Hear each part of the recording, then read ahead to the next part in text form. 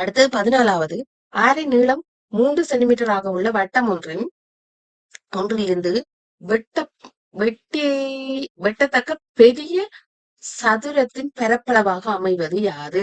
இது ஒரு ஐக்கியூ கேள்வி மாதிரி ஒரு கேள்வி உண்டு. சரியா? இதுதான் 3 சென்டிமீட்டர் ஆரை உள்ள வட்டம்.